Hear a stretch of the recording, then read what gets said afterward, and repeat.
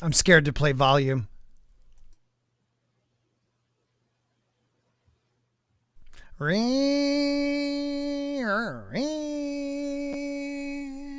I gotta think of something for Arya. What can I think of for Arya? Oh, God. I don't want to finish this book. Why the hell do... You know what? I got an idea. I got a great idea. Screw those goddamn fans. I'm going to play the bongos. Oh, the bongos make me excited. That's what Arya will do. Arya will play the bongos, and then she'll kill a couple people. That's it. What else can I do? Oh, God. You know what I like to do? I like to cannonball! Oh, God. Oh, face plant. Oh, that poor turtle. That's like a kraken. I'm the kraken. Oh, I am such a kraken. Snurf, snurf. Do. Oh, I'm rolling down a hill. Do. Let's get to the fun one. Do. Here it is. This is for you, Haynes. Boom. Oh, yeah, that's freeing. That is so freeing. Ah, just feel the boys breathing. That's what I'm talking about. Oh, well, I'd rather Arya play the bongo drums than do that stupid stuff she did in season 8. Yes, absolutely. Let's start it the right way.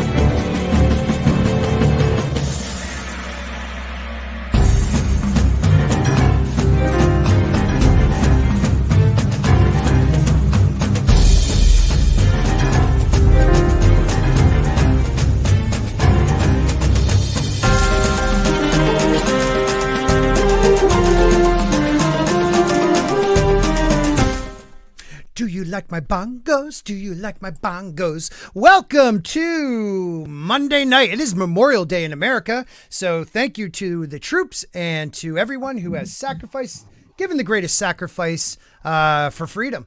And to all you commie bastards out there, go screw yourselves. It is a stream by the crossroads. My name is Scott, and we're going to be talking a Song of Ice and Fire tonight. And I am stoked because it's been weeks. I mean, literally... Since we've done chapter to chapter, guys, it has been like a month, I think. So I'm really happy to be back. And I hope you are too, Miss Martin Muses. Hello.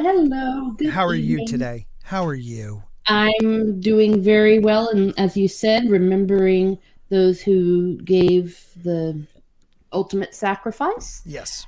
And as people here probably know that is what it is all about. It's not about having a long weekend, and that's all I'll say about that. Oh my God, you're gonna blow my brain up with that one. I lost my ever-loving shit. I'm sorry, they're gonna now. This stream, it'll go yellow now because I said that. I lost my ever-loving shit when I read that on Friday. I literally was like, "That's my VP." Okay. Anyways, but there is a king in the house, and he has served his troops and his people for many, many years now. His name is Stig Kenobi Baratheon, first of his name. Lord of Dragonstone, Master of Ships, King of Westeros, Lord of Storm's End, King of the Andals, the Rhoynar, and the First Men, Lord of the Seven Kingdoms, Protector of the Realm. All who deny that are my foes. Still bend the knee, or I will destroy them. The cold winds are rising. Time to hail to the king. Isn't that right, Sedavis? He's the king in the north. All right. And I like what Michail Jolan says, commies get fucked. I love that. What's up, Mike? And who do we have here tonight? We have Storyman Jack was the first ones here. It's the Sport. Keep up the great work, sir. He is a channel member. Thank you for being here. We have Tina Bojan saying good evening, friends, as always. Makini90, one of the greatest mods and artists I know. He is up in the house. Check out his channel and ask him about bubblegum. That's all you have to do. Ask him about bubblegum. James Hayes, hello everyone, and he's the reason I played that. He said, I can't think of a GOT books now without remembering the video of George R. R. Martin jumping up and down naked on a trampoline. It kind of killed the mood. Actually, it gets me going, James. What else do we have? We have Shane Nolan. Hello, sir. Free Folk of Fandom is here with a channel of his own, so make sure you check that out. And that's it for right now, I believe. The Time Prophet is in the house, as always. Oh, Cody Guy made another one. Good to see you, buddy.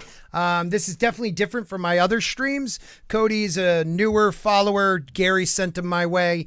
So on Monday nights, I do a Song of Ice and Fire. You can tell Gary that I still disagree with him. He's going to finish the books. He's going to finish the books. He's going to finish the books.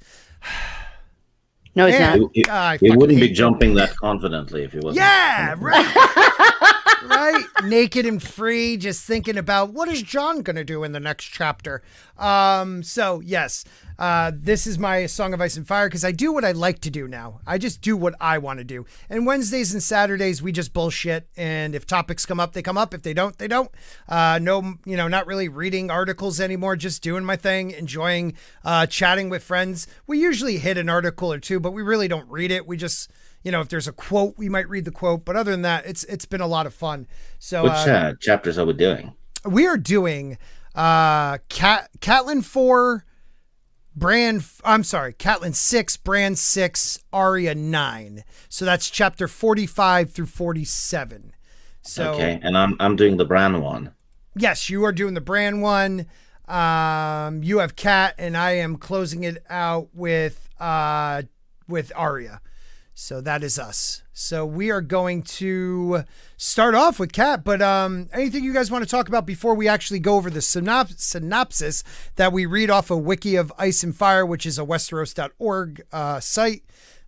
Anything you guys, something about these chapters, anything that linked them, anything that you liked or disliked, because there is some long parts in a couple of these chapters.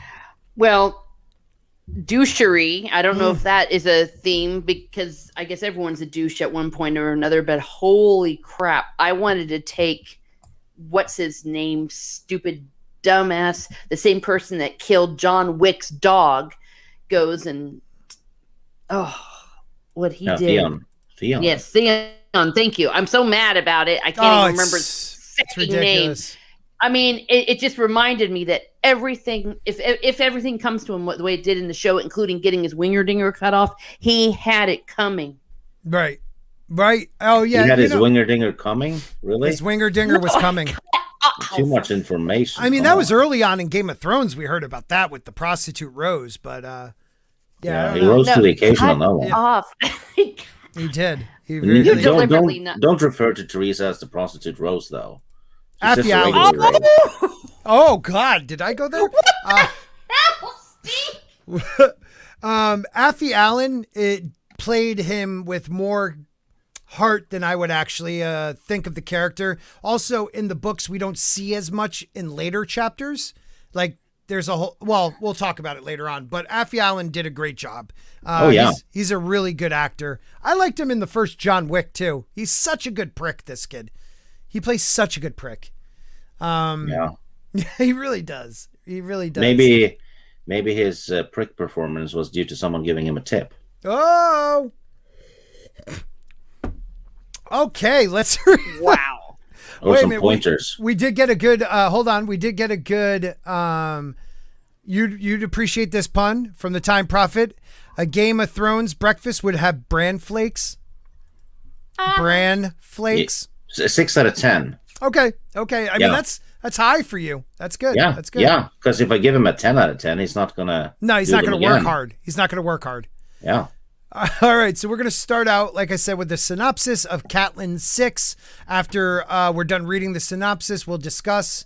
This is actually a decent chapter, so take it away whenever you are ready, Miss Martin Muses. Also, if you scroll down the first time they mention Ramsay Snow, there's a word in front of it. You better get that one right. Oh, you better. Oh, gosh. Now you're making me self-conscious. Good. Oh, Okay, I put a question in the chat because I'm trying something different with my volume because I have a very ringing voice. So let me know, kids. All right. Sounds good. Oh, good. Okay, because sometimes I can be a little loud because. Just read the damn words, Red Woman. Oh my gosh! Somebody is being very, very demanding tonight. Okay. I thought you were going with naughty. I thought we were going there for a second. Oh, well, no. This is rated PG, or at least I am, relatively speaking. Not Game of Thrones. Never mind. I'm just gonna read the fracking words. Okay, here we go. Synopsis. Once upon a time, Catelyn reflects on how she had always done her duty, remembering that she never comforted Littlefinger after Brandon had injured him, nor did she bid him farewell when her father sent him off. Later, Maester Vyman shows her a letter from Lord Elwood Meadows, the new Castellan at Storm's Inn. The man does not make note of Edic Storm, and she wonders again why Stannis is so interested in the boy, thinking he might mean to use the boy's appearance as proof of Joffrey's ill heritage. Catelyn is considering the nature of bastards and their fathers and recalls Roose Bolton's recent missive, where he calls his bastard, Ramsay Snow, a boy of tainted blood, and that he counts himself well rid of him. Bolton states that he hopes Robb will weigh his capture of Harrenhal against the crimes of his bastard son. Catelyn is drawn away as fighting begins across the Red Fork, yet each time Lord Tywin's troops attempt to cross, Edmure's men repel them, raining arrows down upon them as they attempt to ford the river. Catelyn is unimpressed despite the victory her brother has won against one of the most famous battlefield commanders alive. She sends wine to Cleos Frey and then attempts to gain information from him, but the man knows little of use. All she learns is that Sir Cleos saw only Sansa at court, and she looked drawn. Catelyn muses that either Cersei is keeping Arya hidden for fear of what she might say or do, or her younger daughter is dead.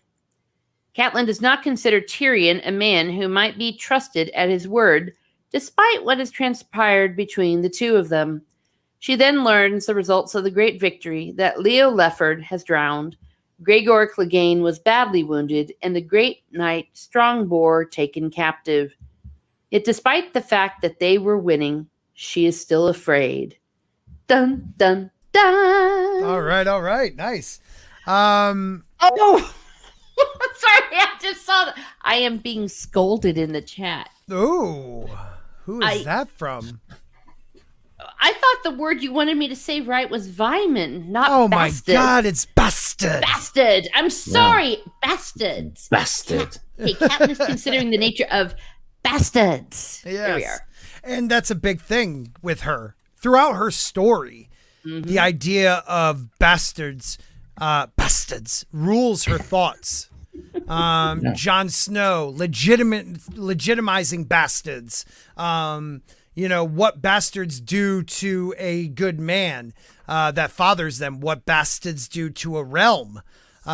Take the Blackfire rebellions. Like, a lot of her thoughts are about Jon Snow is renting so much space in her head that it's in so many chapters. And I didn't realize it to this chapter how much she might not bring up Jon Snow, but she's thinking about Jon Snow. What do you guys think? Hell hath no fury like a woman scorned. Right. Absolutely. Even though her man's dead, and even though it happened 20 years ago and they'd only just gotten married and all that kind of stuff and didn't even know each other, doesn't matter. Right. What about you, Stig? George Morton's trying to say something on screen. Why did you take pictures of me naked? Well,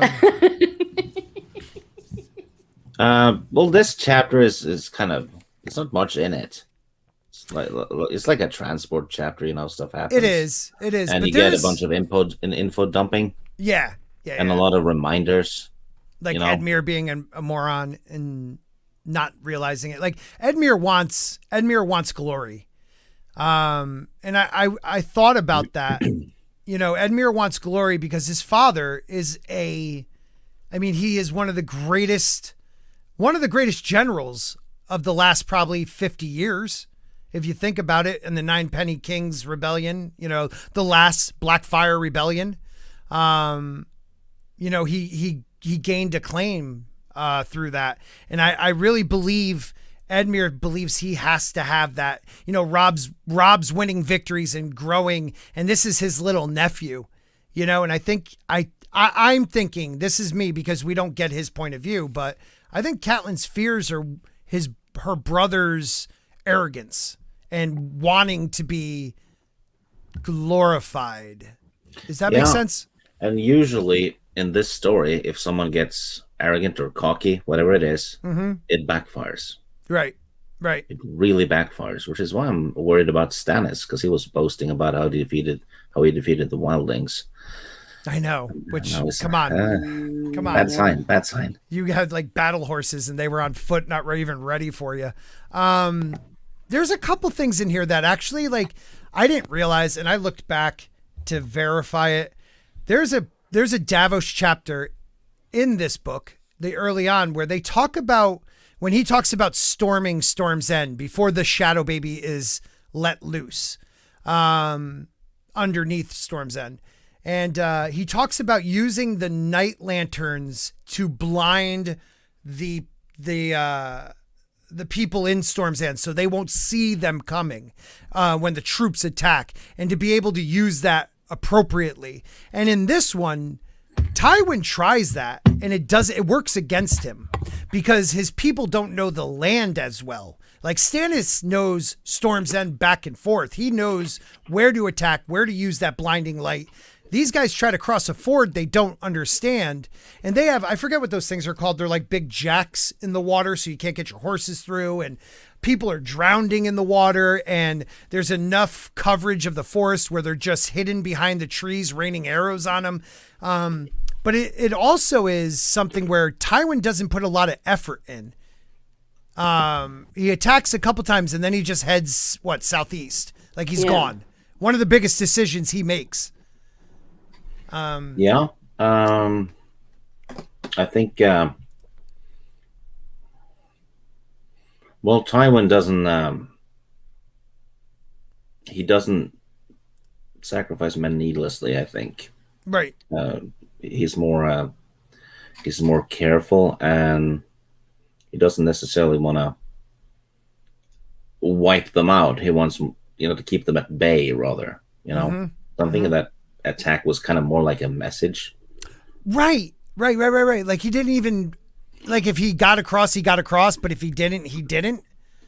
I almost feel like okay, so like some of the news they get is that the Mountain is gravely injured, but is he?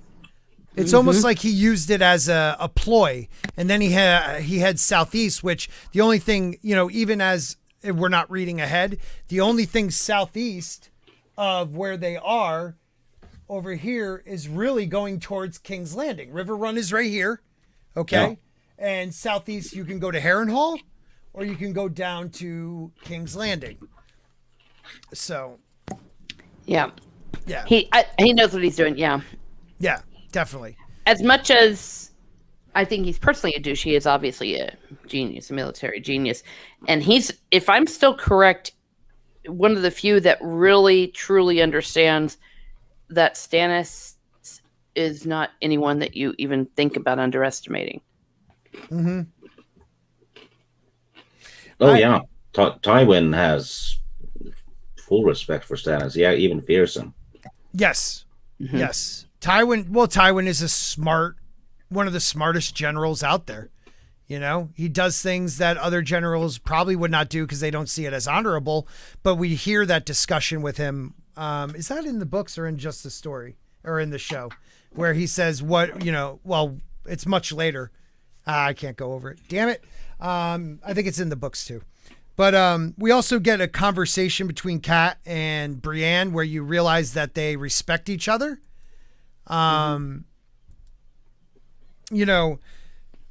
Brienne wants to fight. She hates waiting.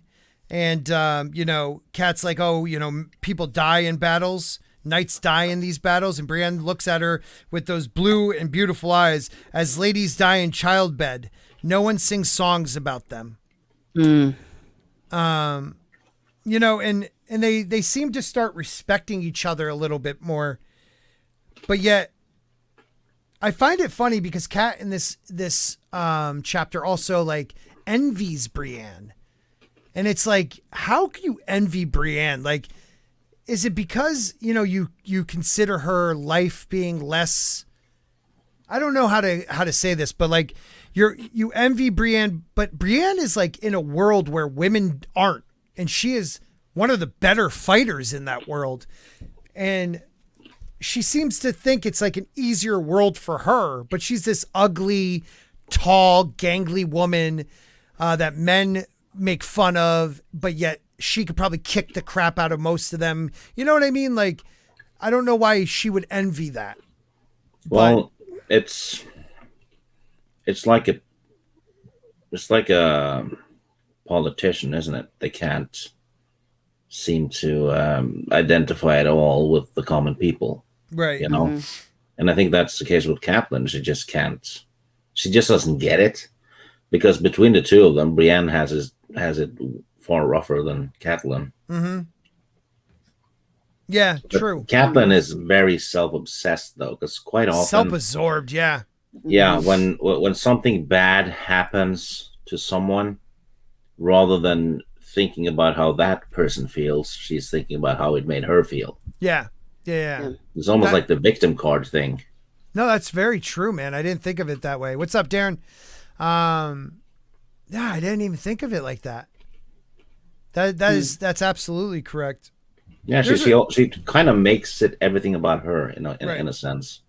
Not always. It's not like she doesn't love her kids or anything, but it's just, it seems to be the first reaction quite often. Right. Yeah. Well, like, and this made me feel bad. Someone is to blame for this, rather than shit, my son is injured. Right. Sometimes I think I also see sometimes the way that she's only concerned about her children, her own children, that is also an extension of her self-absorption. She didn't give a frack about other kids. Yeah. And I think it's telling that she's figuring out that Arya is probably dead. And that is the logical conclusion for her to have. To think that the only reason that people haven't announced that Arya is dead is because then it would take away her the ransoming power, if you will. Right. It's find it interesting that no one has thought that perhaps Arya has escaped, because her being a little 8-year-old girl, the idea that she would be able to escape all of that is a little inconceivable. Why not put resources into, hey, let's have some people search around, right, in case she's alive, right? But she's like immediately doom and gloom. Oh yeah, Arya's dead. Yeah, that's true. Does she even grieve for Arya? Because I don't remember if she did. I don't remember her doing that. Good point. Because if you believe she's dead, then there is no moment where I feel like she does. No. It's almost like her heart is of stone. Oh. That is true.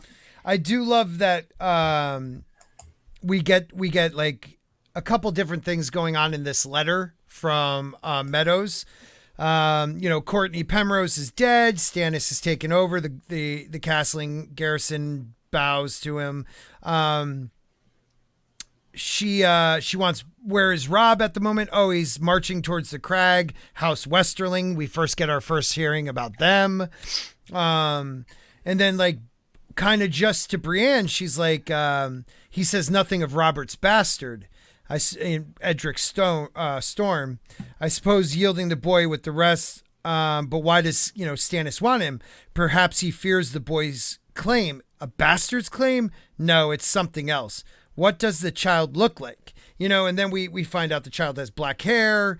And Renly favored Robert, so like, you know, they go right to thinking it's to make Joffrey look bad. But the truth is, you know, it's probably for something more sinister in a way. Yeah, it's bloody serious. It's bloody serious. Yeah. You know? But it's very natural, though, that they would not come to that conclusion, because who would think, Right. yeah, they're probably doing some sort of king blood magic thing to cast a curse on all of us. Right. What's up, Happy Dinosaur? Rennie, how are you? Yeah, you're absolutely right. Like, who would go right to, King's Blood? Yeah, there we go. Yeah, they're just going to sacrifice the boy. Yeah. Yeah, that's true. It's kind of funny, though. But, you know, for one of these chapters that I read through, and the first few times I read it, and was just like you said, Stig, it's kind of like an in-between chapter, kind of like the next one, even though a lot happens in the next one. I feel like it's not. These are a couple of my least favorite chapters in A Clash of Kings. Even though Clash of Kings is probably one of the better books, it just, I don't know. The Bran chapter is kind of, I'm like, ugh, until later on, you know? I don't know. I don't know. I don't think there's any chapters I didn't like, though. Right. But it's the way George Martin writes is almost as if every POV storyline is like a novel of its own, because it has a different voice, a different tone, you know? Yeah. I mean, Bran kind of has the mystery story, while Arya's story is pretty damn grim. It's, you know, Dickens-ish, with, you know, an R-rated Charles Dickens novel. Everything's dreary and people are dying and sick, and she has no money. You know? Right. So well, she has one coin, but yeah, and it's also like a war novel, a kind of a Saving Private Ryan thing going on with the very, very realistic portrayal of war. Right. Yeah. So it's pretty unique, really. It's not just that it has different POVs; it's just the tones too. You know. Yeah, I do have to say I do like in this, even in this chapter. You know, we always hear about like the Whispering Woods after the fact. You know, a lot of the battles after the fact, and in this one we actually Cat kind of tells us what's going on. We're actually seeing the battle as through her eyes from a distance, but at least we're getting that, and it's kind of cool. Yeah, I didn't mind these chapters. They were also very short. It wasn't like they sat and tortured us with them. Right. It was a better one. It was definitely a better one than I thought, that I remember reading. And I think it's because there's so many great ones in this book that like I kind of am like, okay, on to the next. You know, like what's next? And you kind of overstep what's really happening. You know, these major moves. Tywin moving southeast is a huge change in the trajectory of Westeros. You know, and it happens in this chapter, which is kind of interesting. But other than that, I don't have much more with this one. Yeah. No, it wasn't that much in it. Right. We got a lot out of it, though, talking that long. Yeah. When you're talking about the decision of Tywin, makes me wonder what would have happened if he had made a different decision. Like It how? would have all.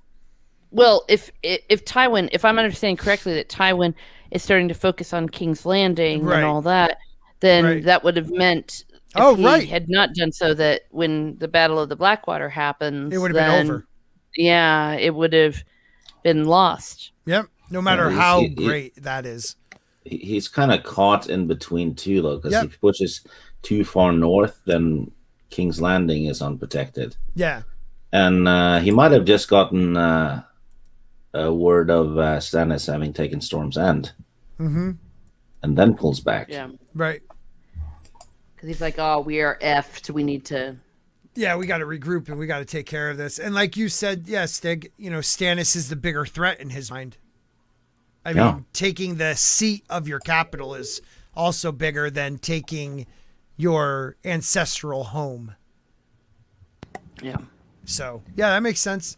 And don't forget the whole Westerling line. Like there's so much in this chapter where I'm like, when does it start? When does certain balls start rolling? That sounds horrible, but You said balls were I rolling. said balls rolling. Like the Westerling plot line and stuff like that, like which is completely different than what's in the book in the show. They're not even talked about, I don't think, in the show, but they're huge in the book. So like, I don't know, they're a big part of it. And when does Tywin get involved in that, and Robb and everything? It's kind of interesting, but I guess we'll move on. We will move on to our next chapter that Stig is going to be reading. It's a very short one for you tonight, Stig, which is nice. Finally. Oh my God! So Here we go, Bran. This feels brand new to me. Yes, it's a stark change. Synopsis, chapter 46, which is Bran 6 as well, if I'm not mistaken. Anyway, Bran is once again dreaming through the eyes of Summer, who is alerted by a faint click, and he and his brother can smell something wrong in the air. The direwolf desperately tries to escape from the Gauntwood, but the gate is locked. So tries, bad grammar again. It tries to climb a tree to reach the wall, following Bran's thoughts. Summer falls from the tree, and Bran awakes with a sore shoulder to find a strange man in his room, followed by Theon Greyjoy. Theon, calling himself a prince, tells him that the castle is his now, that his Iron Men swam the moat and unlocked the postern gate. His father's former ward informs him that he must make the people of Winterfell aware that Theon is in command, and that no one will be hurt if they concede. Bran watches as all those whom Jojen saw in his dream die, and all of the Crannogman's words have come true. The sea has come to Winterfell, and Mikken drowns on his own blood as he refuses to bend a knee. Most in the castle defy Theon, but Reek and Usha join his service. Bran is disappointed about the latter, but manages to convince the rest that fighting is not the answer. That's it. I know, it's so short. But it's a good one. This is one of another one of those chapters where the first time I read through it, I was just like, oh, I fucking hate, I hate, oh God, I'm blanking on Theon. Just said Theon. We're all forgetting Theon's name. I want to keep saying Reek. Theon. But there was some stuff I caught in this one, but I'd like to hear what you guys have to say first.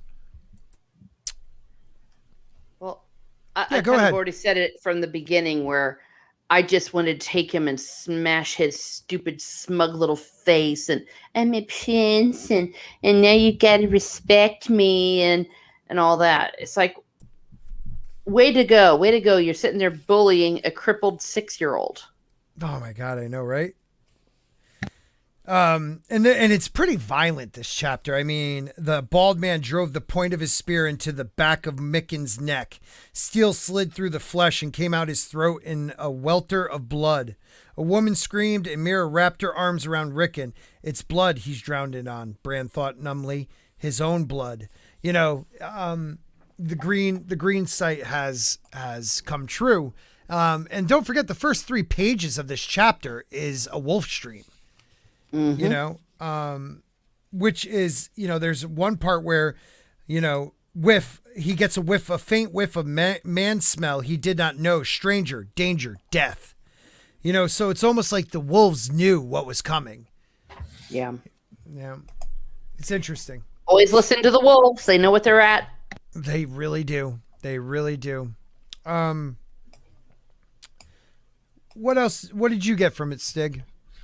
Event chapter. Yeah. Prophecy came true, which establishes Jojen's seer abilities as a real thing.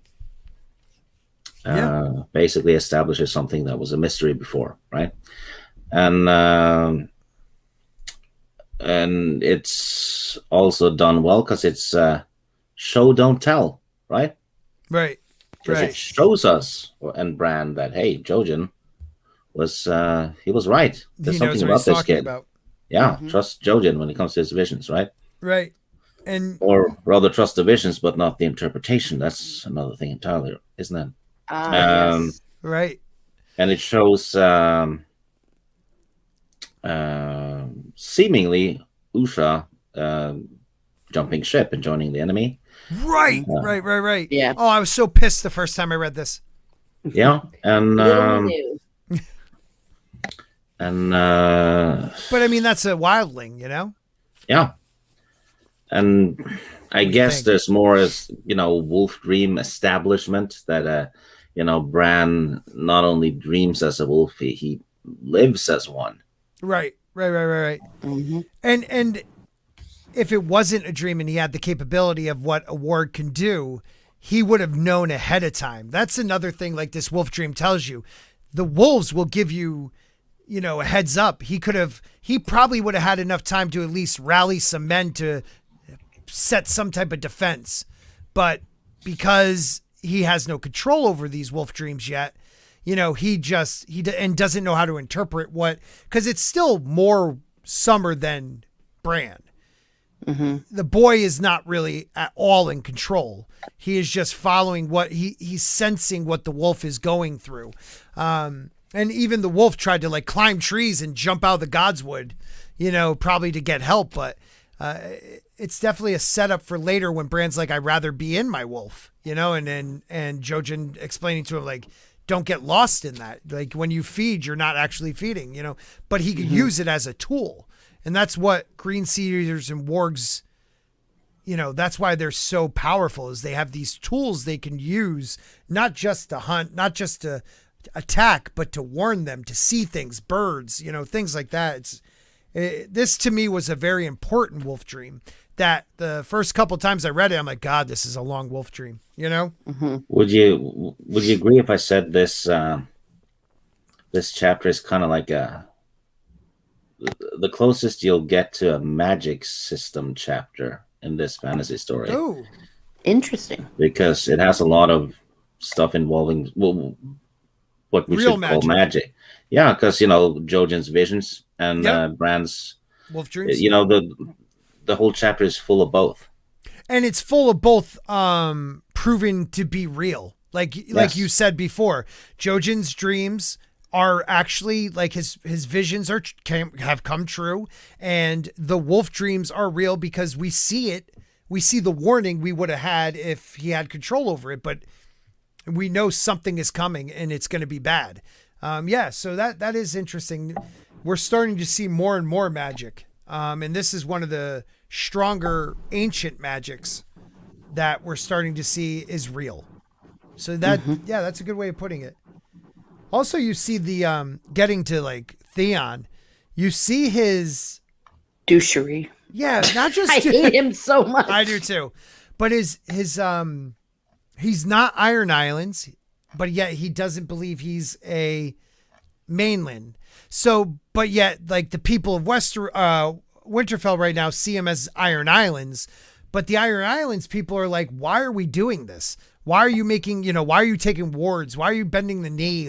Just kill everybody and let's go. Take those two hostage and let's get the hell out of here. Mm-hmm. They shouldn't have even been there in the first place. Right. Because it's too far away from the sea. Wouldn't it make more sense to if he wanted to make his point with Winterfell is come, put it to the torch, kill everybody, and take Bran and Rickon back to the islands. That would have been even a bigger FU to the north. But he doesn't know what to do because he's seeing it as a northerner, as a battle tactics from someone who is from the mainland, but he wants to be seen as an Iron Islander, but they would never do this. They would never take this over and hold it because it's way too far away. It has no strategic point for them. It's just more of I guess what's the word I'm looking for? not like strategic, but it's a symbolic victory. Yeah. You know, and to them An that's not FU victory. important. Right. Right. And the FU, we all know it was just really about Theon's insecurity. It wasn't even about for his family or for his house or any of that. Well, and you see it in this chapter. He doesn't know who he is. Is he a mainlander or is he an Iron Islander? You know, he only spent the first 9 years of his life on the islands. The next 9 were in the mainland. And I would say from 9 years old to 18 years old is a more formidable time where you remember those lessons than from 0 to 9, you know? Yeah. So he is more of a mainlander. And you see it in his tactics. That's something I got when I read it this time. Let's see. Another thing I noticed difference, and I don't know if you did, Teresa, the first time reading this. You watched the show. In the show, Bran is a little bit more like at first confused, but then kind of like tough. In this, he's scared. Like at first, he's kind of scared right away. Yeah, he's exactly what you would expect a little boy would be. Yes. And I mean, for goodness sake, what a decision to have to make at that age. And then his teacher, his guardian, whatever, the Meister, seeing him all beat up and almost like a grandfather. Yeah, exactly. It's terrifying. Yeah. Yeah, for, you know, what kills me too is like how messed up Theon must be. Like these people, or the anger he must have felt this whole time hiding behind those smiles of his, because he kills people he's known for a decade. Yeah. And the Meister, he also educated him. Yes. Because that's the way Ned had it. Yeah, and Micken, like he was friendly with Micken, you know? Like it's messed up. It is messed up. He has everything that's coming to him. That's all I gotta say. There was another where, you know, and we meet Reek, and Reek swears his loyalty. Yep. So it's pretty interesting. Stupid Reek. Shocked. Why didn't they kill Hodor? Good point. Yeah, I always wonder that. Like, Hodor is a very strong individual, you know, and I heard once somebody be like, oh, it's to carry Bran around. Hodor, like, is it maybe that Theon doesn't see him as a threat because he thinks of him as just an idiot? Like, I wondered about that one. I think that he just isn't thinking. He's reacting. He's LARPing. That's the word I'm thinking of. LARPing. He's LARPing. That is it. Damn it. It's been bothering me the whole time to come up with a word. He is LARPing as a Iron Islander. Yeah, an island conqueror, and he's not. He sucks. Yep. That's good. It's been bothering me. That's a good way of putting it. That is the word I wasn't thinking of the whole time. That is awesome. That is awesome. I didn't think of it that way. That's great. He really is. He's pretending. Fake it till you make it type of thing. Mm-hmm. That's a valid point. And I think looking back, that's what his father and all those people at the islands, that's what they were looking at him as. They were looking at him as a LARPer coming in, pretending to be someone that's just LARPer. That is so good. In Farb clothing. Yep. That is good. And maybe that's why certain people stand up to him and get killed. You know? Yep, sir. That sucks. I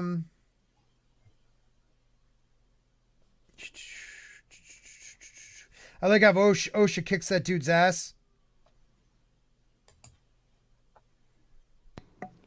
Yeah, she's awesome.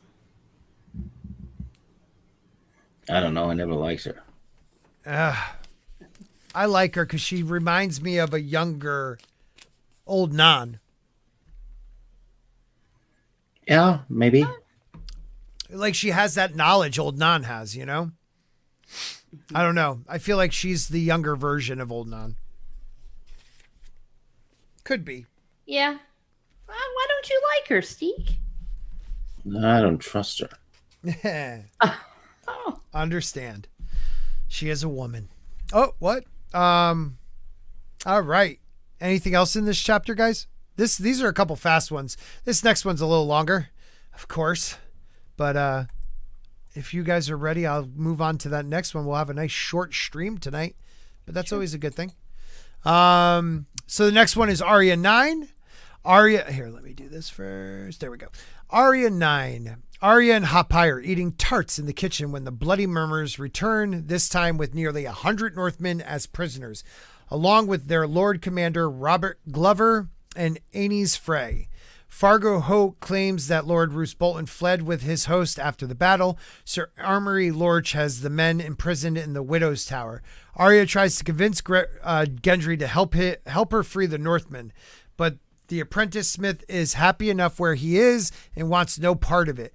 Arya later goes to the Godswood to practice with a wooden stick, and she meets Jaqen H'ghar there. The Lorothy tells her he would have done with his promise and asks her to name a third. He also knows her to be Arya Stark and tells her that some people have many names. She asks him to help her free the Northmen, but Jaqen reminds her that she has only one name left. When Arya asks if she could name anybody, even the king, Jaqen tells her, speak the name and death will come on the morrow. At the turn of the moon, a year from this day, it will come, and a man does not fly, but 1 foot move, and then another, and one day a man is there, and a king dies. Arya whispers, Jaqen H'ghar, and stuns the man. But Jaqen is unafraid, and a dagger appears in his hand, telling her she would lose her only friend. Arya says that a friend would help her, and Jaqen agrees to help her if she names another name.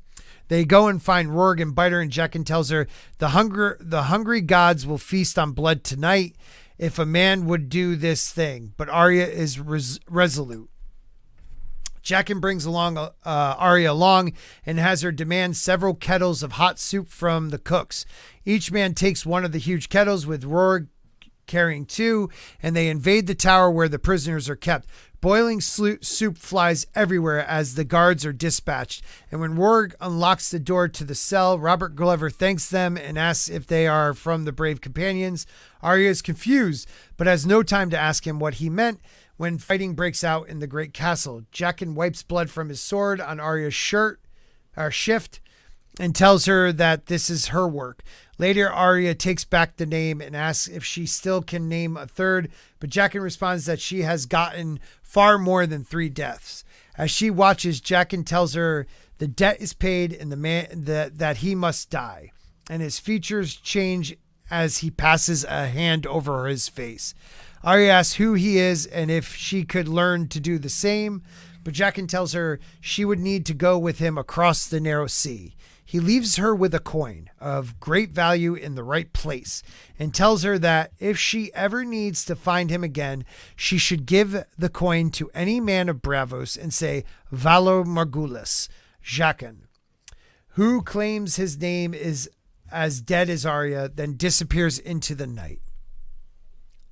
Lord Roose Bolton arrives in the aftermath of the fall of Harrenhal, and Vargo Hoat turns the castle over to him. The prisoners were all a ruse to begin with, and apparently Bolton had bought the services of the Koruk sellswords, as Roose Bolton takes control of the castle, Shagwell grabs Arya and presents her to her brother Rob's bannerman as the weasel who made the soup.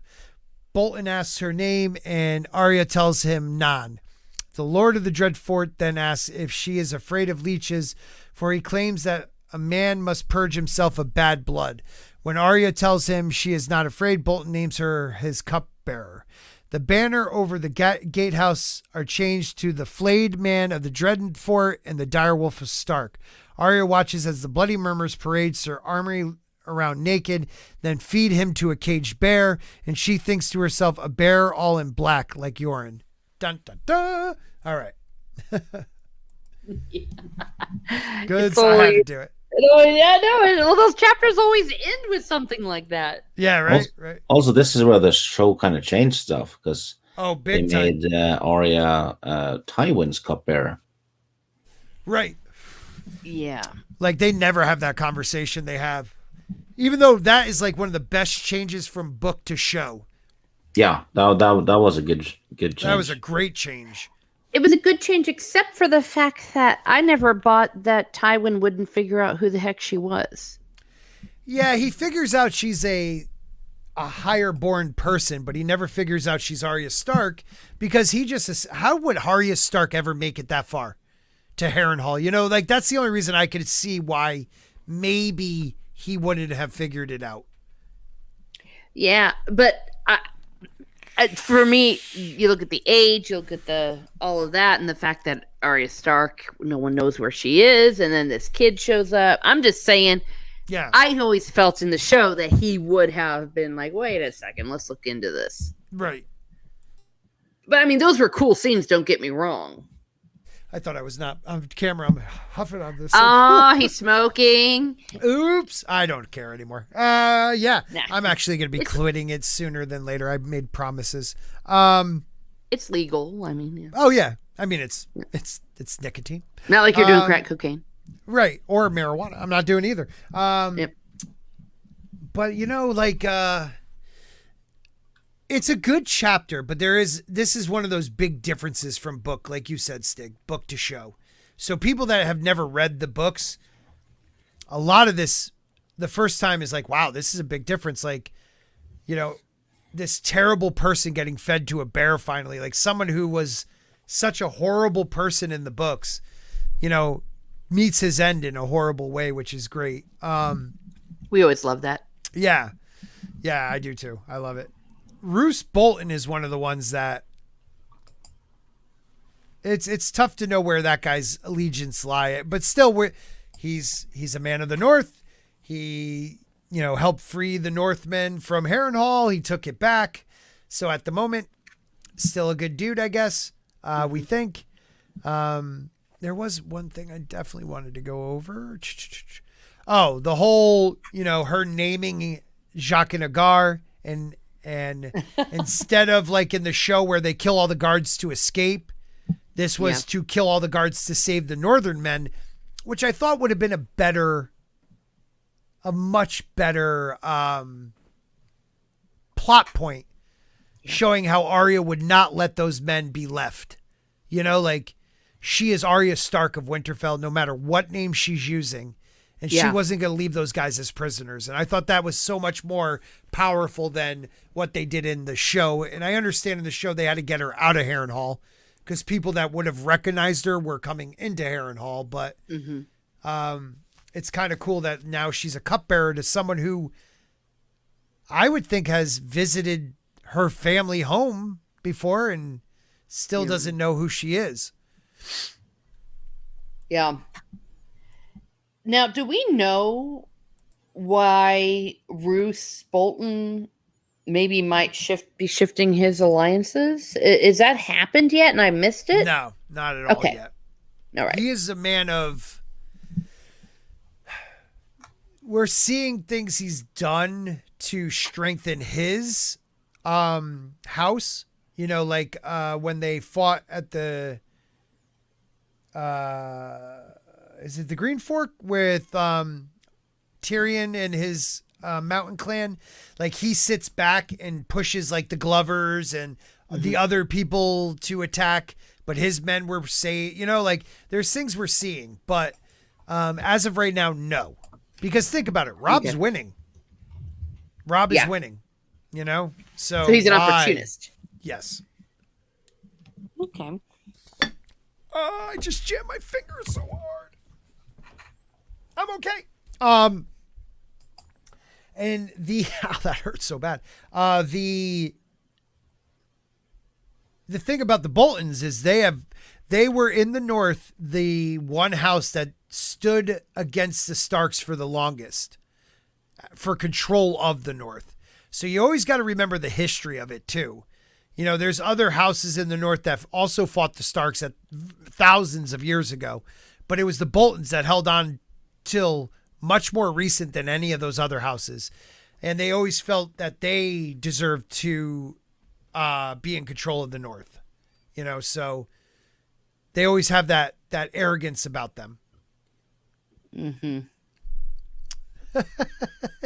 It hurt, man. It hurt. Oh. I jammed it. I went straight. It's fucking ring finger. Oh. Stig, you have anything else on this one, or? Yeah, I actually stubbed my finger like that myself this Christmas, or December. I did everything to my thumb except break it. Oh, wow. I tore muscles, ligaments, dislocated it and then located it back. Okay, that's not stubbing your finger. That is messing that freaking finger up, dude. Yeah, it didn't function properly until March. Right. Wow. Yeah. Anyway, the book. Well, this is it's like a moving the pieces chapter. The Arya and Jaqen and all that, and but there's actual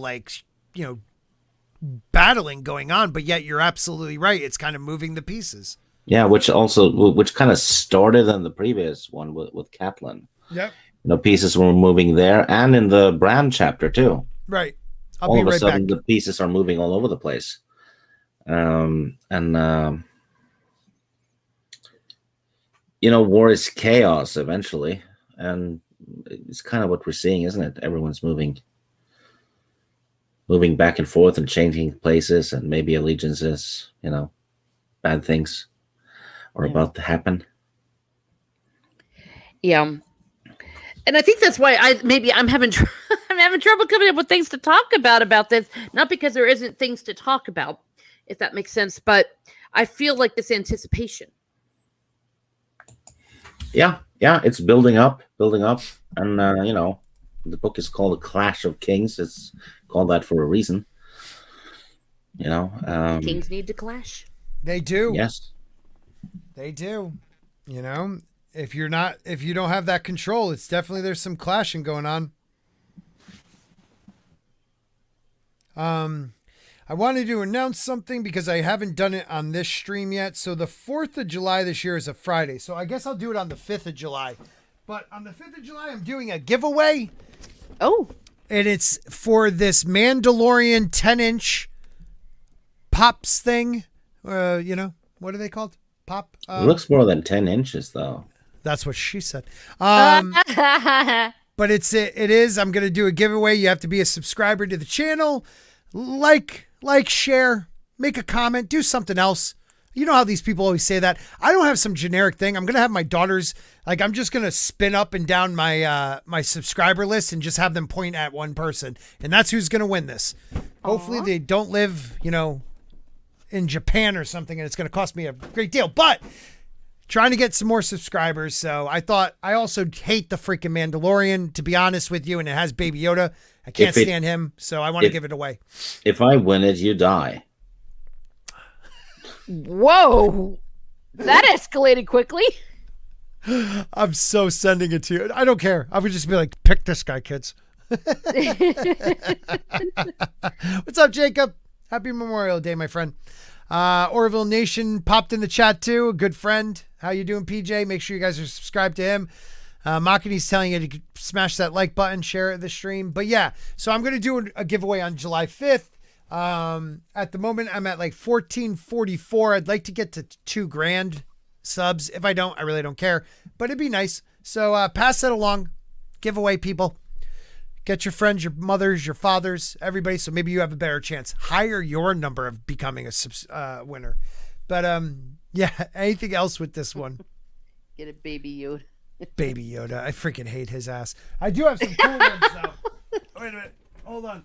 I bought these off a friend of mine. He sold them all to me for $25. So I got a Venomized Groot. Ooh. That's a 10-inch one. I got a zombie Wolverine back here. That's a 10-inch one. Then I got Bro Thor. It's the fat one. He has a pizza in his hand. Oh, no. I love that one. I'm not getting rid of that one. I love it. A Captain America.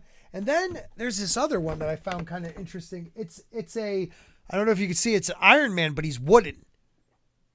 Oh, So is Woodman, He's Woodman. Yeah. which is That's his good. porn name. I was gonna say that turned dirty. Real quick. I want that Wonder Woman behind you.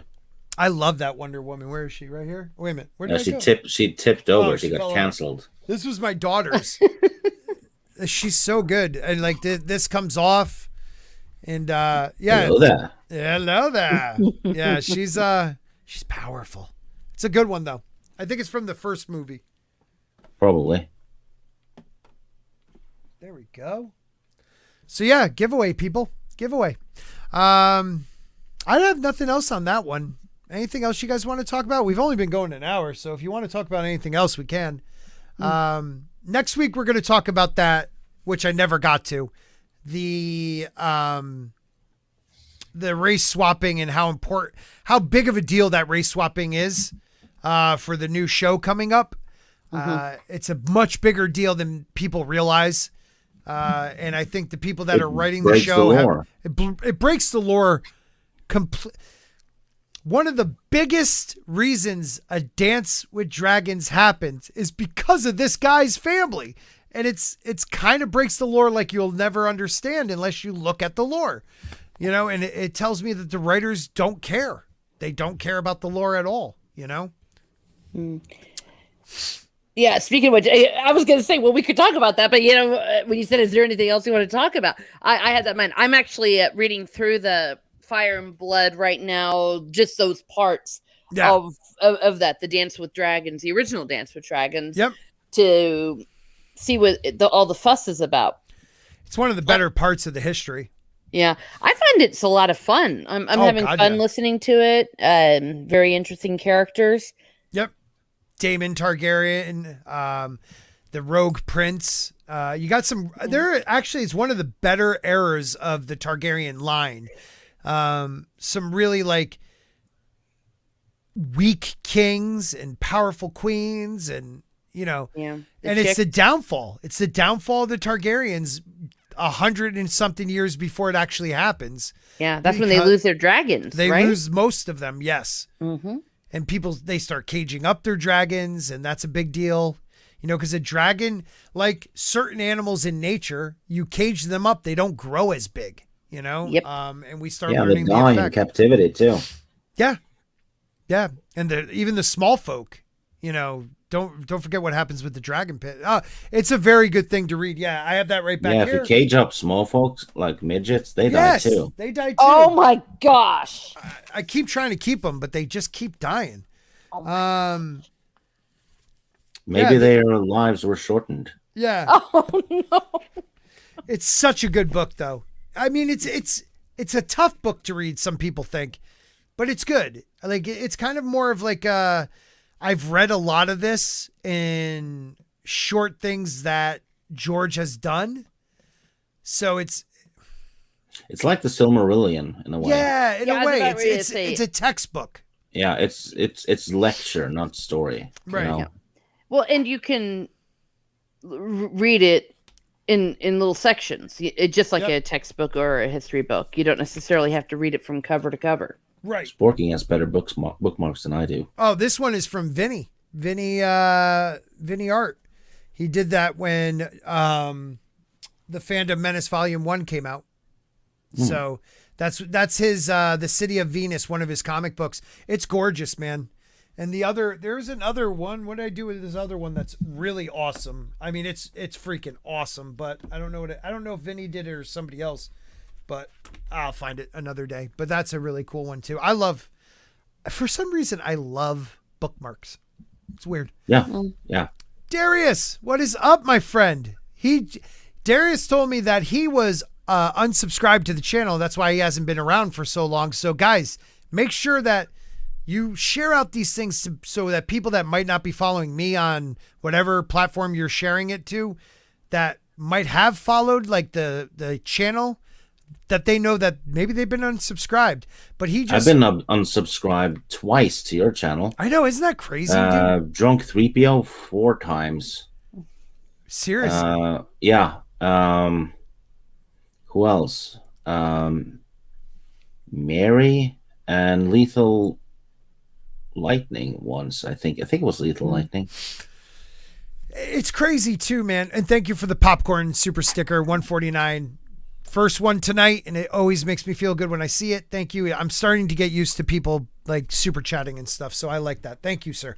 And it's weird because like I get unsubscribed from people that I watch regularly. Mm-hmm. You know, not like I can understand if I haven't watched you in like 6 months. Those people that aren't in like the so-called fandom menace or the corner of the world we're all in, I don't get unsubscribed from them if I don't watch their channel for months. But yet, like Nerdrotic, I had to resubscribe to.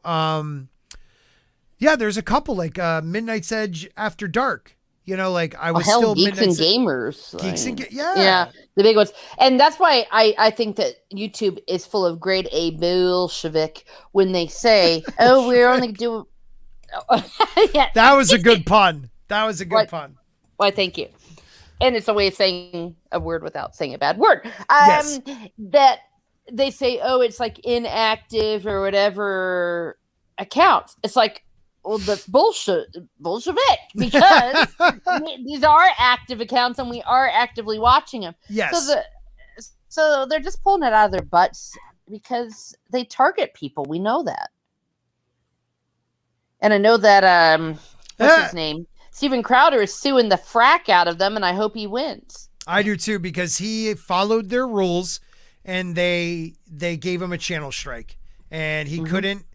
I think he's back Tuesday, you know, but that's 2 weeks he wasn't able to stream on their platform, and he follows. That dude makes sure to follow every rule. He has his freaking lawyer making sure that he follows every rule. And that's the whole thing. And that's been the problem from the very beginning, is that these people are getting all these random strikes, and then they're like, we won't tell you. It's like a man arguing with a woman. And I say this as a woman. If you don't know, then I'm not going to tell you. Right. And it's like, you can't do that. And or someone could just claim a strike to claim a strike. Look what happened to Ryan Cannell.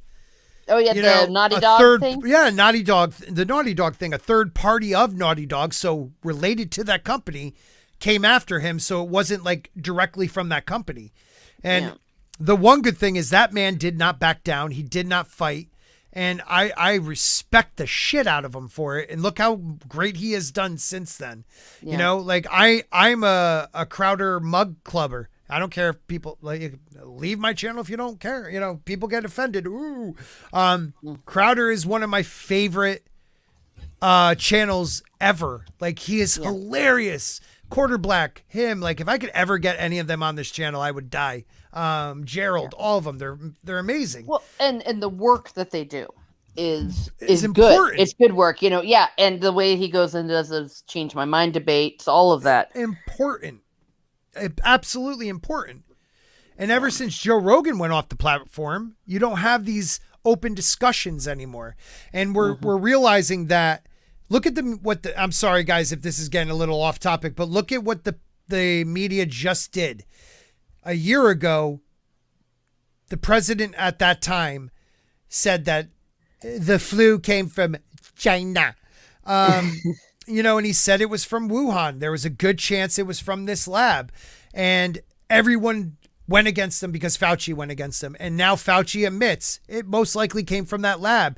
And they are all in a turmoil because they're like, well, you know, if he wasn't so racist and lied all the time, we would have reported on it. No, it's because you had an agenda.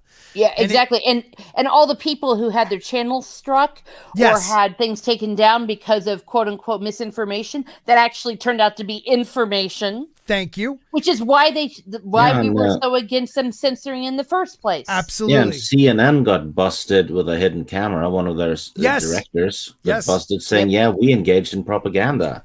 Yeah. He was bragging about it. I'm like, okay. Platforms like this is for Discord. We are supposed to disagree, but agree to disagree at times. Or, you know, like change my mind. Win me over. And when you take videos off that have a sitting governor and two highly decorated professionals in the medical field, one from Oxford, one from, I think it was, I don't want to say it wrong because they could strike me probably for it. Not Yale, In other words, but Harvard. yeah. I think It from Harvard. wasn't just some dork. And even Right. if it was some dork, dorks have the right to say things too. Right. And they use the whole QAnon thing to start this trend. Well, if people believe in conspiracies, who are you to tell them it's not real? And your fear that other people will believe them, that is not a good answer for me. Yeah, and since when did YouTube have as their platform, we only allow the truth on our... Whose truth? Yeah, and if people have a problem with conspiracy theories, right? And, you know, my opinion is that most of the conspiracy theories might have some truth to it. Right. But it's always angled towards a certain direction. Right. But even if people have problems with that, then prove it wrong. Yep. It shouldn't be that difficult to prove it wrong then. Make Right. a counter video saying this and this is wrong because here's the information. Instead of just, you know, because if as soon as someone takes it away, you know, that's when the conspiracy theorists flare up. Right. Because then they're like, oh yeah, you know, the big brother's taking it away, because then it has to be correct. Exactly. You know? And Darius says it perfectly here too. Not reporting something because you don't like the person saying it is intellectually problematic on multiple levels. And that's the truth. Like, it's not that they just didn't report it because they didn't like the sitting president at the time. It's that fundamentally that organization, that media organization, is so far one direction, left, that they don't want the other person's views coming out. It used to be like, you know, yes, this channel was left leaning, but they reported the news no matter what it was. Yeah. Now it's, instead of doing, and I tweeted this today, instead of the news reporting the news, what they do is they create or hide the news. And I can get struck on YouTube for saying that.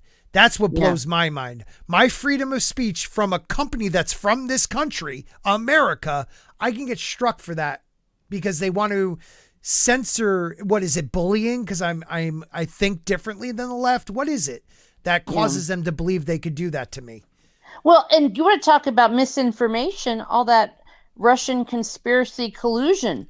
That was misinformation. Why didn't they give a frack about that? Holy shit. I'm sorry. I got to stop you right now.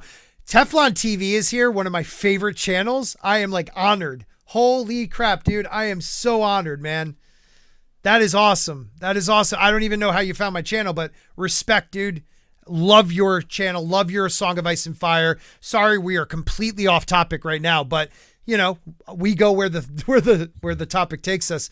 But much respect to you. I would love to hook up with you sometime and have you come on the channel. Maybe I can DM you if you're on Twitter or something. That is awesome. Holy shit. So you want to hook up with him, eh? Dude, he's awesome. He's awesome. And I bet you, the funny thing is, I bet you he disagrees with me on a lot of my political views, but why can't, he's adult enough to, you know, we love something the same. A Song of Ice and Fire. It's the same with History of Westeros. Real quick, it's the same thing with History of Westeros. I'm a Facebook friend with those guys. We fight all the time on Facebook, but yet respect each other because we both love A Song of Ice and Fire. I've been following these people for years. And it's just respect that people are allowed to have different views.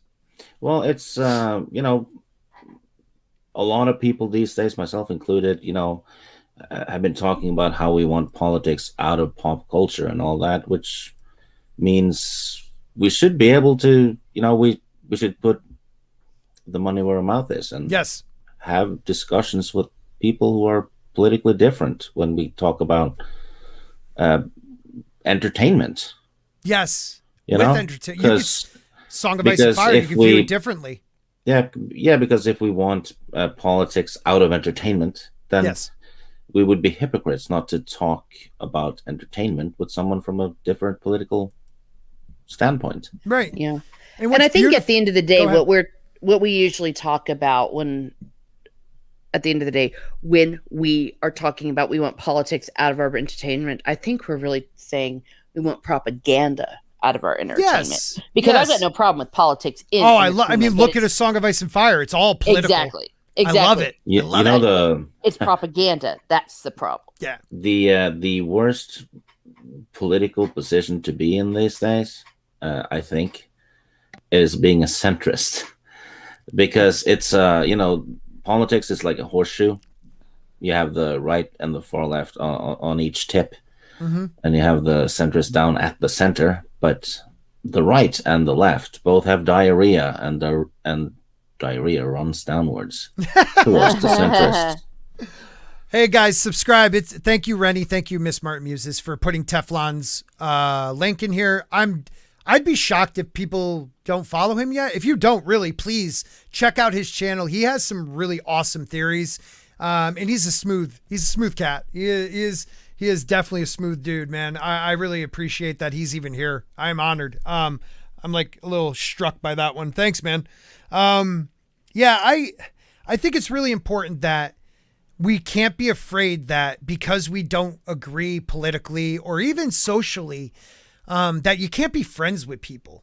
You know, like I disagree. Some of my best friends are so left. And as I became a dad and,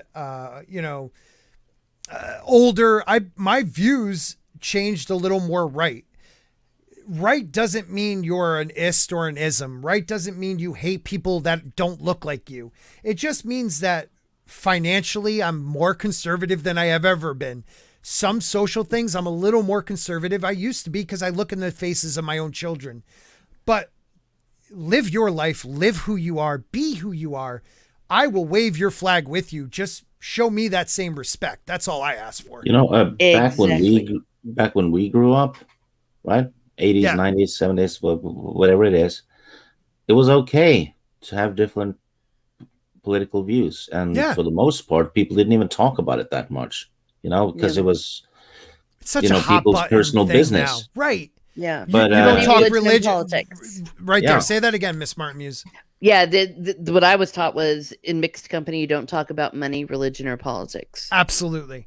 Yeah. Absolutely. And, as a little side effect, though, and I blame social media for this, because, back in the day, if you read a girl's diary, that was a big bad thing. You just didn't do that. Yeah, got you scolded You for don't it. do that. Mhm. Nowadays, if you don't read her diary on her blog, you're a sexist. Right. Right. So it's flipped. I never thought of that. Like a Yeah. vlog is a diary in a way. Yeah, because Exactly. it's even your tweets can technically Be very a diary. personal. Yeah, they're Yeah. very personal at So times. it's like, if you unfollow someone or don't want to read their diary, Yep. you're a bad person and they attack you. Yeah. Yep. Well, back then you got attacked for the opposite, right? And rightfully so. I just, again, I want the lying out of politics. The idea, like, you can call somebody a ist for 4 years because you don't play the tape the whole way through. You take a clip of what somebody says, but you don't listen to what he said 5 minutes before that. And my wife said it best. She goes, I hope everybody's happy that the gas prices are up, lumber's up, cost of, living is up, all this stuff. But, at least they got rid of the president that hurt their feelings. And Yeah. love him or hate him, the economy was better. This pandemic, whatever, if it was manufactured by a country or not, I don't know. But what I do know is it destroyed a lot of people I know, people's jobs, people's well-beings, people's livelihoods are gone. And it's time that we start healing and we all start coming back together. And yes, we can disagree. There was so much Trump derangement that if anybody thought you were a little bit conservative, and Teflon says it great here. I'm not one way across the board. I don't think anybody is. No. No one is. If you're truly left or truly right, you are a little crazy. I was attacked on Twitter for voting for Trump. Wait a minute. Big time. Yeah. Here's How's the that? catch. Wait a minute. I didn't know you had dual citizenship. No, I don't. I'm born and raised in Norway, and I'm still living in Norway. I couldn't vote for anyone. But, I guess I could have mailed a vote for Biden. All right, let me ask a question. Who would you vote for? Renly? I can't even put Stannis because you'll vote for Stannis automatically. So, all right, Renly. Let's think of someone who's like as in the Renly camp. Tommen.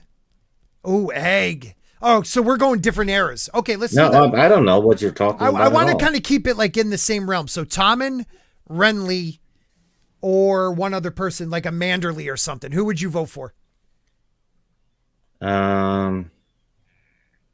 I wouldn't vote for anyone. I'd make all of them bend the knee. There you go. That's what I wanted to hear. First of his name, Stig Stannis God. Kenobi. They Yeah. bend the knee or I destroy them. But that's why I love this story so much, because it's not my world. It's a world of medieval.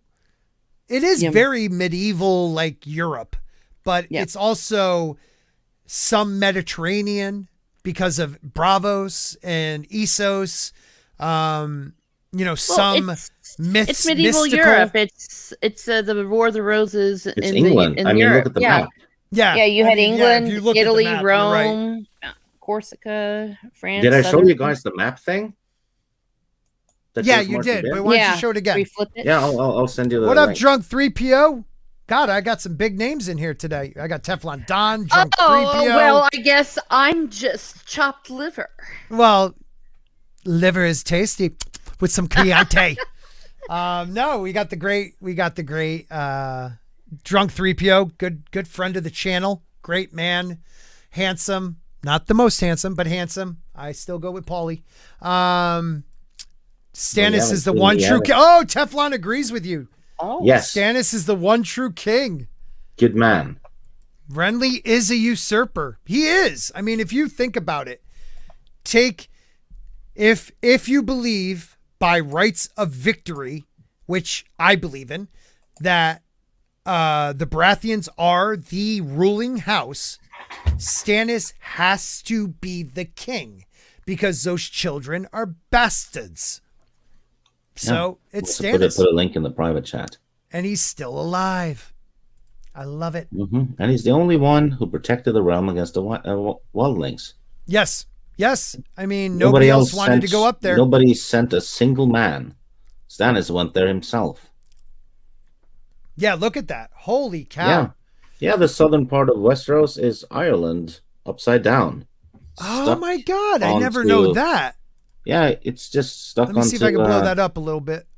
Yeah, don't blow up Ireland. They haven't Oh, done I don't anything wanna about blow- it. no, dude, whoa. wrong imagery there. Yeah, not with Ireland. Especially Oh if you're talking about God. the northern Yeah. of Ireland. Ixnay on the blow up say. And the Yeah, stay wall away is from exactly Belfast. where Hadrian's Wall is. Yeah, the Mhm. wall is exactly where Hadrian's Wall is. I mean, Yeah. I didn't realize that it was Ireland upside down is the bottom half. Yeah. And don't forget where it's broken down. Oh, hold on, let me go back to it. Ireland is upside down among. Well, by where other the things. Ireland where they meet, that's the Crago man, or excuse me, Yeah. Crago man, the neck. Yeah. So that was meant to be broken, and I like how it's barely together. It's bog and swampland in A Song of Ice and Fire, but in his mind it was a separate countries. What could I do to put it together? So he puts these bogs together. That's pretty cool. Yeah. And he's added a little bit here and there, though, but still, it's. What is? Does anybody remember what's the mythical? It's not actually as mythical as people believe because of pre-Last Ice Age. There was an island off the coast of Ireland, but it's like a mythical island. I always Tiernan Oak? one at a time. What was it, Teresa? Tiernan Oak. Is that it? I It's thought it's- that was a legend. Of the legendary. magical era Tiernan Oak, and Yeah. Sheen went over there and right. That's lived what I for always. a long time. Yeah. That's what I always imagine. Either the Iron Islands was meant to be, or west of Westeros. There's Well, it could something be the like Faroe that. Islands, or all that stuff. You just moved it. Oh, you have Thomas you have Gilkey. Skara Brae and stuff like that. Yeah. Isle of Man. But Isle of Yeah. Man, yeah. Teflon says the most honorable man in the Seven Kingdoms, Ned Stark, told you who the king is. Stannis. Bend the knee or be destroyed. He sounds like you, Stig. He Yeah. sounds like you. It's the truth, though. Ned Stark, the most, and that's the thing we were talking about like last week or the week before. Well, the last time we were on. Ned is an honorable man. Stannis is the letter of the law man. There's a big difference. also, he's a man, which means he's right. Oh my! Oh, The Don is a man. Oh, you're talking about Stannis. You're right. Yes, Thomas, we are here. It's been a couple weeks. I know. I just want to highlight what Drunk 3PS said. Teresa about is a your great socks and stuff. Yeah, Teresa is a great cook and she cleans my socks. Yes. Well, that's sweet of you. The truth comes out. That is very sweet. Hey, everybody, don't forget. Hold on. Let me show it one more time. Become a subscriber. Jealous. I get to clean his socks. You do. You get to clean his socks. That is a sweet thing. Become a subscriber. Make a comment sometime.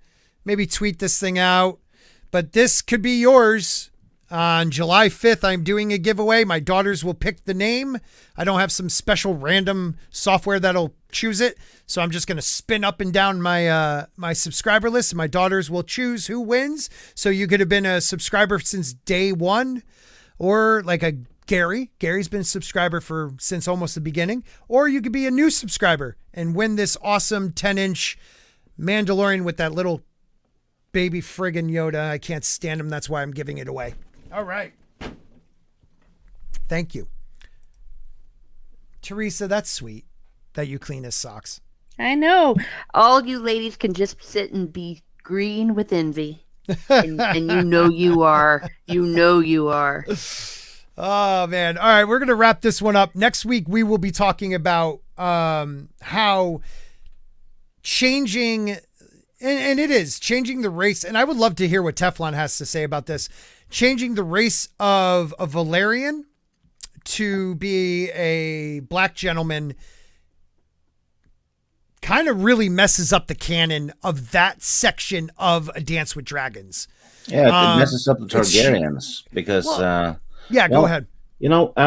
Race swapping isn't necessarily bad, but it's bad if it affects lore. Canon. Right. Yeah. I have no problem with changing the ethnicity of somebody. Yeah, I mean, if Davos had been black, I wouldn't have minded one bit. No, not at all. It doesn't matter. But the Targaryens, though, they matter. Right. It wouldn't even matter if the Baratheons were black. Right. Right. You could change a whole house, but the Valyrians, this Valerian, it's very important because don't forget who his grandchild is. Mm-hmm. Yeah. And who his son is.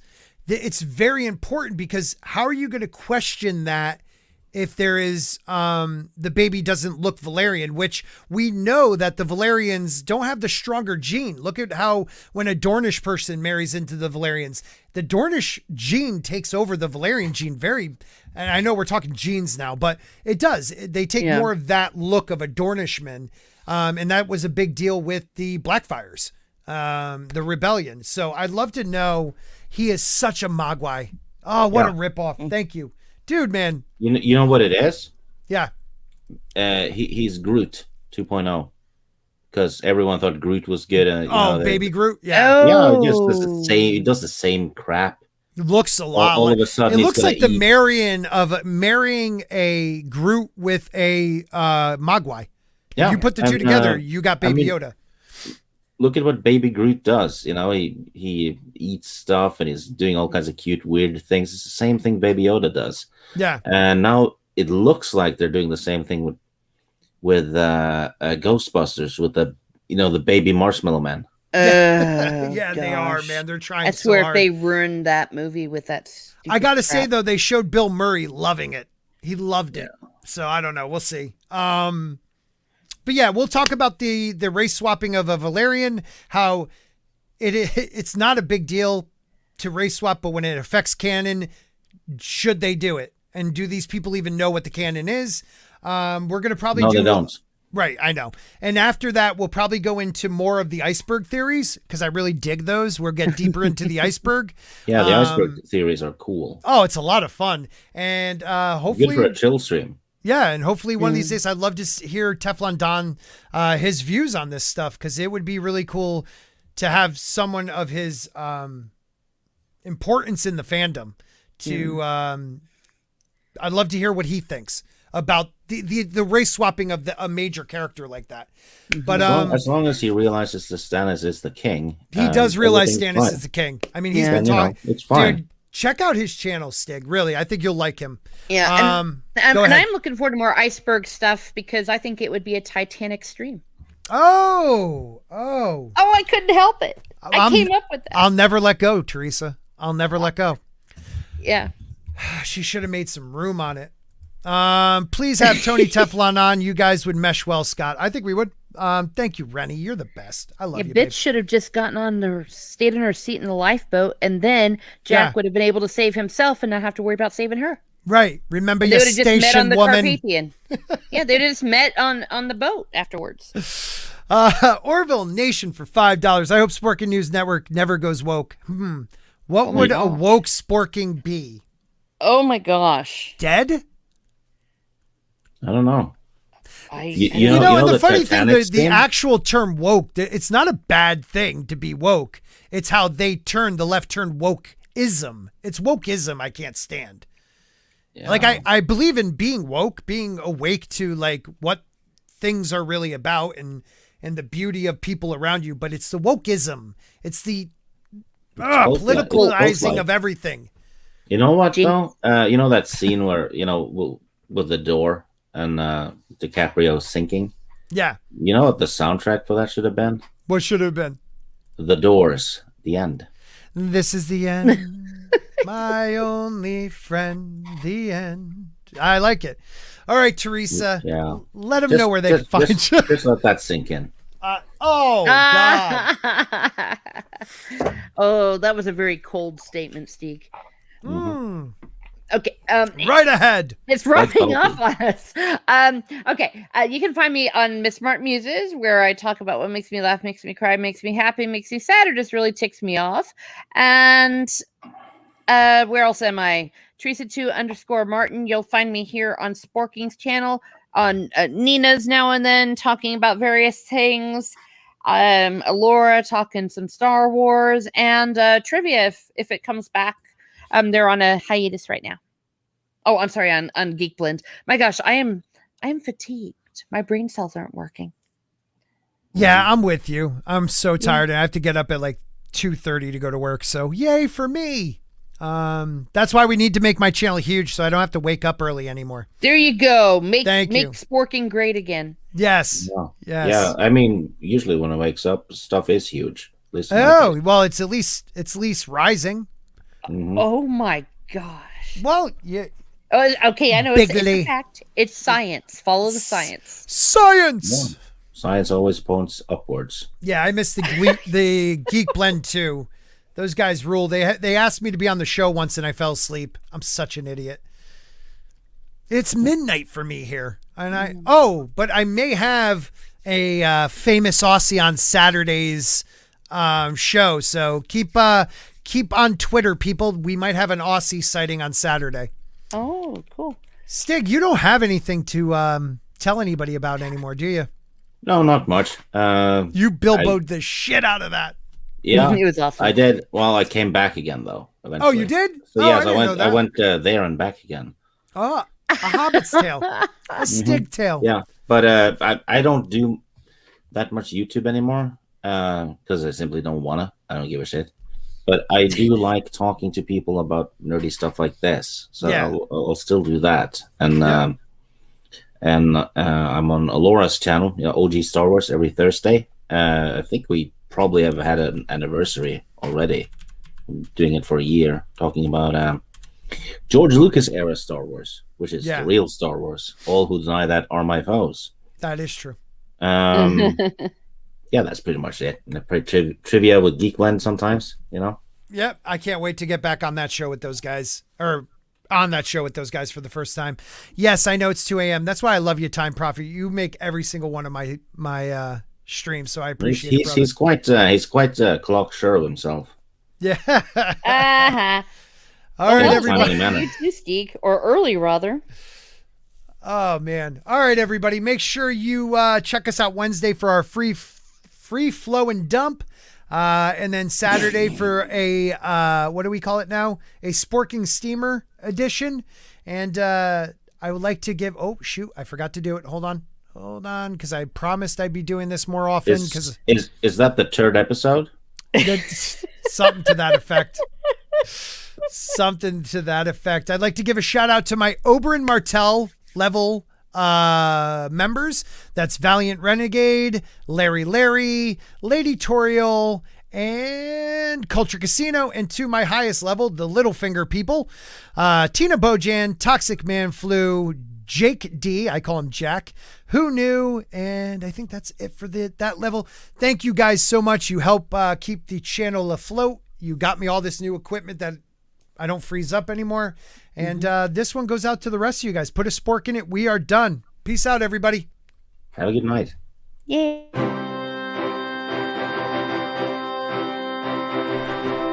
Wait till you see my new followers, my new members.